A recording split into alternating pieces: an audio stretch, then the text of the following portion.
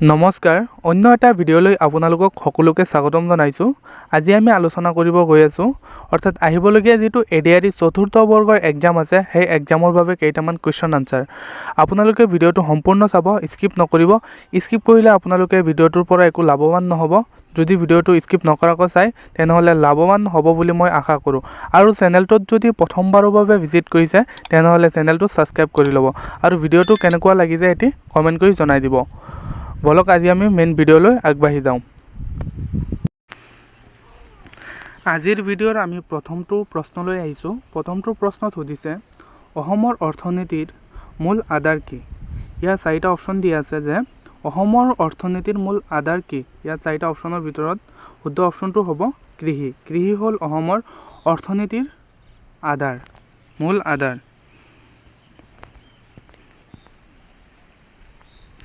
এতিয়া আমি দ্বিতীয়টো প্ৰশ্নলৈ আহিছোঁ। দ্বিতীয়টো প্ৰশ্নত সুধিছে, অসমৰ কোনখিনি শিল্প সকলোতকৈ জনপ্ৰিয়? ইয়াত চাৰিটা অপশ্যনত দিয়া আছে শিল্পখিনি।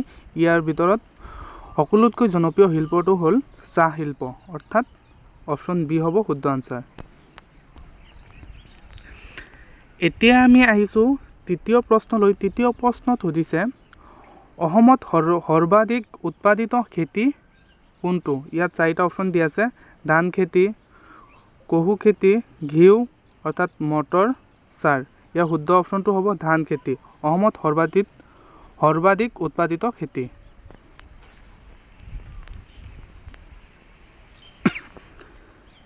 এতিয়া আমি আহিছোঁ চতুৰ্থ প্ৰশ্নলৈ। চতুৰ্থ প্ৰশ্নত সুধিছে, অসমৰ কেৱল তেল শোধনাগাৰটো ক'ত অৱস্থিত? ইয়াৰ শুদ্ধ অপশ্যনটো হ'ব যে ডিব্ৰুগড়ত, অপশ্যন চি, ডিব্ৰুগড়ত তেল শোধনাগাৰটো অৱস্থিত। এতিয়া আহিছোঁ আমি 5 নম্বৰ প্ৰশ্নলৈ। 5 নম্বৰ প্ৰশ্নত সুধিছে, অসমৰ কোনখন নদীয়ে সৰ্বাধিক বিস্তৃত হৈ আছে, অৰ্থাৎ সকলো ঠাইত বিস্তাৰ হৈ আছে? ইয়াৰ শুদ্ধ অপশ্যনটো হ'ব ব্ৰহ্মপুত্ৰ নদী, অসমৰ সকলো ঠাইত বিস্তৃত হৈ আছে। এতিয়া আহিছোঁ আমি 6 নম্বৰ প্ৰশ্নলৈ। 6 নম্বৰ প্ৰশ্নত সুধিছে, অসমৰ তেল উৎপাদনৰ প্ৰধান কেন্দ্ৰ কোনখন? ইয়াত চাৰিটা অপশ্যন দিয়া আছে, ডিব্ৰুগড়, শিৱসাগৰ, গুৱাহাটী, তেজপুৰ। ইয়াৰ শুদ্ধ অপশ্যনটো হ'ব বি, অৰ্থাৎ শিৱসাগৰত তেল উৎপাদনৰ প্ৰধান কেন্দ্ৰ। এতিয়া আহিছোঁ আমি 7 নম্বৰ প্ৰশ্নলৈ। 7 নম্বৰ প্ৰশ্নত সুধিছে, অসমত অসম শিল্পে কি তৈয়াৰ কৰে? অৰ্থাৎ অসমত অসম শিল্পীয়ে কি তৈয়াৰ কৰে? ইয়াত অপশ্যন চাৰিটা দিয়া আছে, মাটিৰ পাত্ৰ, ধাতুৰ পাত্ৰ, কাঁহী আৰু কাঁহৰ সামগ্ৰী, কাপোৰ। ইয়াৰ শুদ্ধ অপশ্যনটো হ'ব চি, অৰ্থাৎ কাঁহী আৰু কাঁহৰ। এতিয়া আমি আহিছোঁ 8 নম্বৰ প্ৰশ্নলৈ। 8 নম্বৰ প্ৰশ্নত সুধিছে, অসমৰ পৰ্যটনৰ ক্ষেত্ৰত কোন ঠাই অতি জনপ্ৰিয়?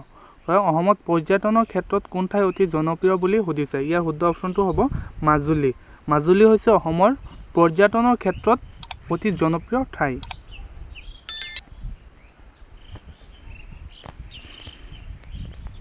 এতিয়া আহিছোঁ আমি 9 নম্বৰ প্ৰশ্নলৈ। 9 নম্বৰ প্ৰশ্নত সুধিছে, অসমত সৰ্বাধিক জনপ্ৰিয় ৰপ্তানি সামগ্ৰীবিধ কি? অৰ্থাৎ ইয়াৰ শুদ্ধ অপশ্যনটো হ'ব চাহ। চাহ হৈছে অসমৰ সৰ্বাধিক জনপ্ৰিয় ৰপ্তানি সামগ্ৰীবিধৰ এবিধ সামগ্ৰী।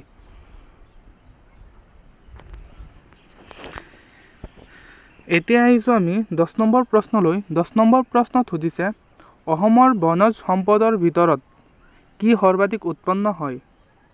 ইয়াৰ শুদ্ধ অপশ্যনটো হ'ব বাঁহ। বাঁহ সৰ্বাধিক বনজ সম্পদৰ ভিতৰত সৰ্বাধিক উৎপন্ন হয়। এতিয়া আহিছোঁ আমি 11 নম্বৰ প্ৰশ্নলৈ। 11 নম্বৰ প্ৰশ্নত সুধিছে, অসমত গৰু পালনৰ প্ৰধান উদ্দেশ্য কি? যে অসমত গৰু পালন কিয় কৰা হয় বা প্ৰধান উদ্দেশ্য কি? ইয়াৰ শুদ্ধ অপশ্যনটো হ'ব গাখীৰ উৎপাদনৰ বাবে অসমত গৰু পালনৰ প্ৰধান উদ্দেশ্য হ'ল গাখীৰ উৎপাদনৰ বাবে। এতিয়া আহিছোঁ আমি 12 নম্বৰ প্ৰশ্নলৈ। 12 নম্বৰ প্ৰশ্নত সুধিছে, অসমত বাঁহৰ ব্যৱহাৰ ক'ত হয়? ইয়াৰ শুদ্ধ অপশ্যনটো হ'ব যে নকশী সামগ্ৰী তৈয়াৰ কৰা, অৰ্থাৎ অপশ্যন ডি হ'ব শুদ্ধ অপশ্যন। এতিয়া আহিছোঁ আমি 13 নম্বৰ প্ৰশ্নলৈ। 13 নম্বৰ প্ৰশ্নত সুধিছে অসমৰ কোনখিনি ঠাই চাহ খেতিৰ বাবে জনপ্ৰিয়। সুধিছে যে অসমৰ কোনখিনি ঠাই চাহ খেতিৰ বাবে অতি জনপ্ৰিয় বুলি প্ৰশ্নত সুধিছে। ইয়াৰ শুদ্ধ অপশ্যনটো হ'ব ডিব্ৰুগড়। ডিব্ৰুগড় হৈছে চাহ খেতিৰ বাবে অতি জনপ্ৰিয় ঠাই। এতিয়া আহিছোঁ আমি 14 নম্বৰ প্ৰশ্নলৈ। 14 নম্বৰ প্ৰশ্নত সুধিছে অসমৰ কোনখন ঠাই তাঁত শিল্পৰ বাবে বিখ্যাত। যে অসমৰ কোনখন ঠাই তাঁত শিল্পৰ বাবে বিখ্যাত। ইয়াৰ শুদ্ধ অপশ্যনটো হ'ব বৰপেটা। বৰপেটা হৈছে চাহ শিল্পৰ বাবে অতি বিখ্যাত। এতিয়া আহিছোঁ আমি 15 নম্বৰ প্ৰশ্নলৈ। 15 নম্বৰ প্ৰশ্নত সুধিছে অসমৰ কোনটো শিল্প উচ্চমানৰ শিলাপথৰ উৎপন্ন কৰে। ইয়াৰ শুদ্ধ অপশ্যনটো হ'ব হোজাই। যে উচ্চমানৰ শিলাপথৰ উৎপন্ন কৰে। এতিয়া আহিছোঁ আমি 16 নম্বৰ প্ৰশ্নলৈ। 16 নম্বৰ প্ৰশ্নত সুধিছে অসমৰ সৰ্বাধিক মাটিৰ যোগান ক'ত হয়। যে সৰ্বাধিক মাটিৰ যোগান ক'ত হয়। ইয়াৰ শুদ্ধ অপশ্যনটো হ'ব মাজুলী। মাজুলীত অসমৰ সৰ্বাধিক মাটিৰ যোগান হয়।